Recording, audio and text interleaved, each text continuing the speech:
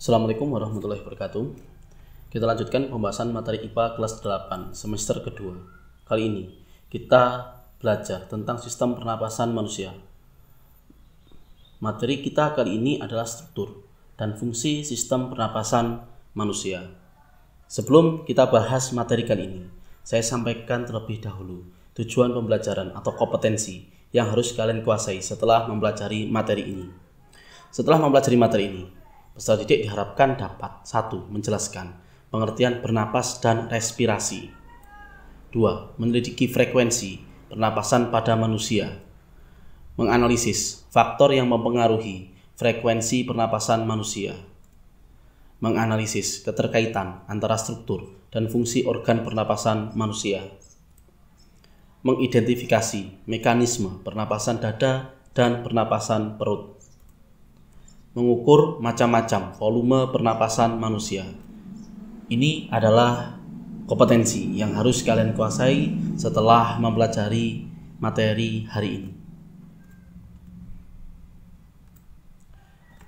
Sebelum kita membahas materi tentang struktur dan fungsi sistem pernapasan manusia, ada pertanyaan awal. Pertama, mengapa kita perlu bernapas? Yang kedua, mungkinkah kita tidak bernapas? Coba berapa lama kamu bisa menahan napas tanpa menghirup oksigen? Coba tutup hidung, tapi jangan lama-lama. Nanti bisa mengalami kerusakan otak. Karena otak jika tidak mendapatkan oksigen lebih dari 3 menit, maka otak akan mengalami kerusakan.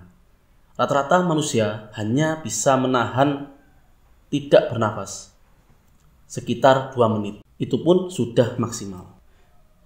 Jadi, mengapa kita perlu bernapas?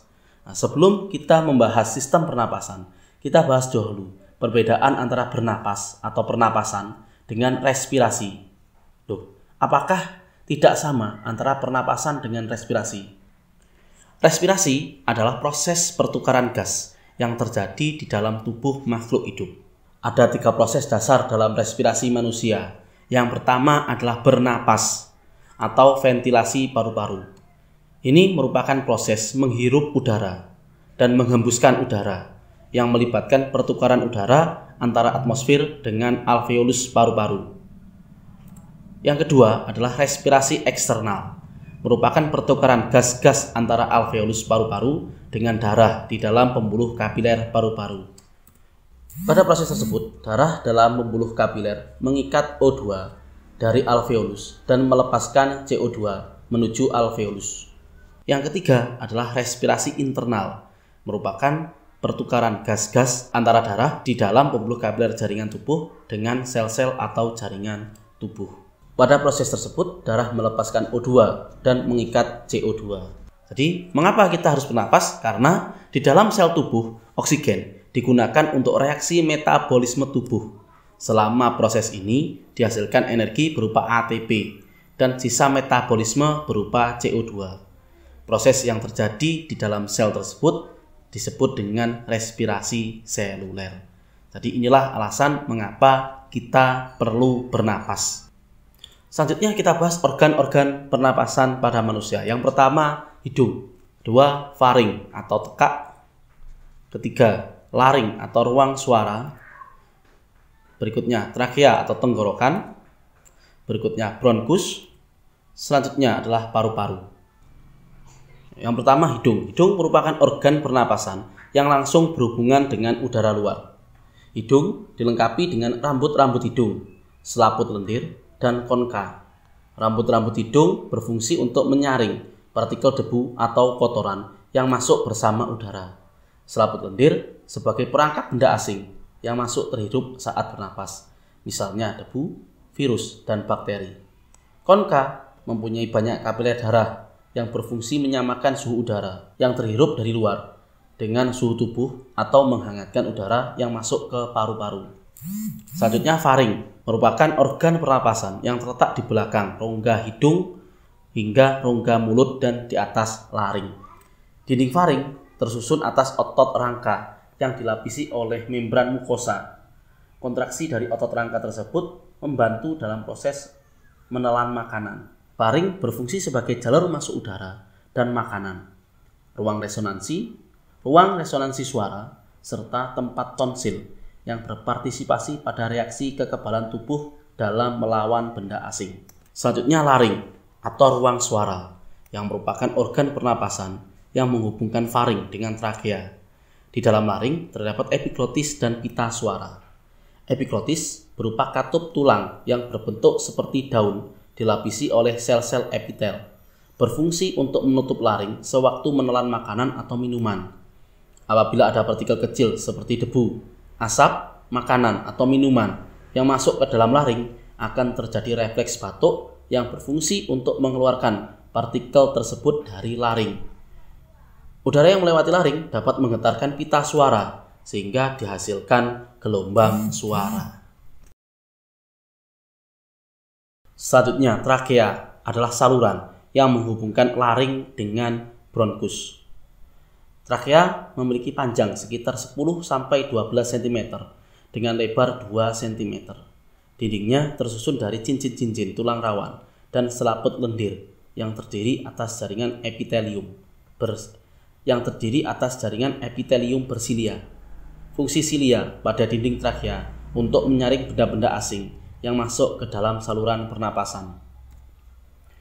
Selanjutnya ada bronkus. Pada bagian paling dasar dari trakea bercabang menjadi 2. Percabangan trakea tersebut disebut dengan bronkus. Selanjutnya adalah bronkeolus. Di dalam paru-paru, bronkus bercabang-cabang lagi. Bronkeolus merupakan cabang-cabang kecil dari bronkus. Masing-masing bronkus memasuki paru-paru kanan dan paru-paru kiri. Pada ujung-ujung bronkeolus terdapat gelembung-gelembung yang sangat kecil dan berdinding tipis yang disebut alveolus. Jika dalam jumlah yang banyak disebut dengan alveoli. Selanjutnya adalah paru-paru yang merupakan alat pernapasan utama. Paru-paru terbagi menjadi 2 bagian, yaitu paru-paru kanan pulmodexter yang terdiri atas 3 lobus dan paru-paru kiri pulmosinister yang terdiri atas 2 lobus. Paru-paru dibungkus oleh selaput rangkap 2 yang disebut pleura. Selanjutnya adalah alveolus. Dinding alveolus berbatasan dengan pembuluh kapiler darah, sehingga gas-gas dalam alveolus dapat dengan mudah mengalami pertukaran dengan gas-gas yang ada di dalam darah. Pernapasan dibagi menjadi 2 proses, yaitu inspirasi dan ekspirasi. Inspirasi adalah proses menghirup oksigen, sedangkan ekspirasi adalah mengeluarkan CO2. Pada saat melakukan mekanisme pernapasan, terjadi kerjasama antara otot dada, tulang rusuk, otot perut, dan diafragma. Diafragma adalah otot yang terdapat di antara rongga dada dan rongga perut. Pada saat inspirasi, diafragma dan otot-otot dada berkontraksi. Volume rongga dada membesar, paru-paru mengembang, dan udara masuk ke paru-paru. Pada saat ekspirasi, diafragma dan otot dada berelaksasi. Volume rongga dada kembali normal, paru-paru kembali normal, dan udara keluar dari paru-paru. 1 kali pernapasan terdiri atas 1 kali inspirasi dan 1 kali ekspirasi. Sedangkan berdasarkan aktivitas otot-otot pernapasan, bernapas kita bagi menjadi 2. Apabila bernafas dengan membesarkan dan mengecilkan volume rongga dada, maka disebut pernapasan dada. Begitu pula jika membesarkan dan mengecilkan volume rongga perut, disebut pernapasan perut. Selanjutnya adalah frekuensi pernapasan. Faktor apa saja yang mempengaruhi frekuensi pernapasan? Yang pertama adalah umur. Pada umumnya, semakin bertambah umur seseorang, maka semakin rendah frekuensi pernapasannya. Hal ini berhubungan erat dengan makin berkurangnya proporsi kebutuhan energi. Yang kedua adalah jenis kelamin. Pada umumnya, laki-laki lebih banyak bergerak sehingga lebih banyak memerlukan energi. Kebutuhan oksigen dan produksi CO2 pada laki-laki juga lebih tinggi. Ketiga adalah suhu tubuh. Semakin tinggi suhu tubuh, maka semakin cepat frekuensi pernapasannya. Hal ini terjadi karena adanya peningkatan proses metabolisme di dalam tubuh, sehingga diperlukan peningkatan pemasukan oksigen dan pengeluaran CO2. Selanjutnya adalah posisi tubuh.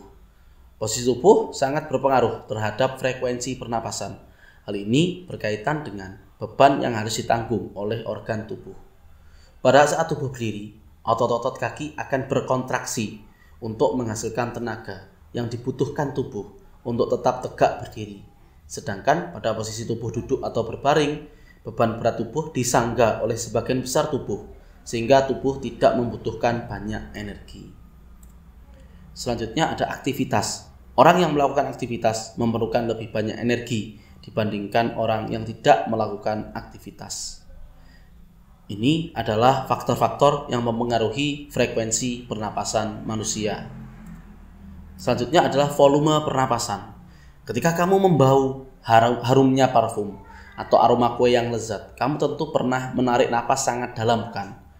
Pernahkah kamu berpikir berapa jumlah udara yang kamu hirup saat bernapas sangat dalam atau saat kamu bernapas biasa? Volume udara yang digunakan kita sebut dengan volume pernapasan. Ada beberapa macam volume pernapasan. Yang pertama adalah volume tidal, yaitu volume udara yang keluar masuk paru-paru saat tubuh melakukan inspirasi atau ekspirasi biasa atau normal. Volumenya sekitar 500 ml.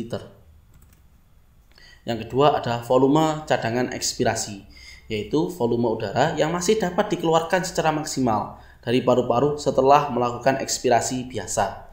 Volume cadangan ekspirasi sekitar 1500 ml. Sedangkan yang berikutnya adalah volume cadangan inspirasi. Kalau yang volume cadangan ekspirasi adalah kita melepaskan udara setelah bernapas biasa, maka volume cadangan inspirasi adalah kita bisa menghirup udara dengan sekuat-kuatnya setelah kita melakukan pernapasan biasa. Volumenya juga sekitar 1500 ml. Demikian pembelajaran kita hari ini. Semoga apa yang kita pelajari bermanfaat. Assalamualaikum warahmatullahi wabarakatuh.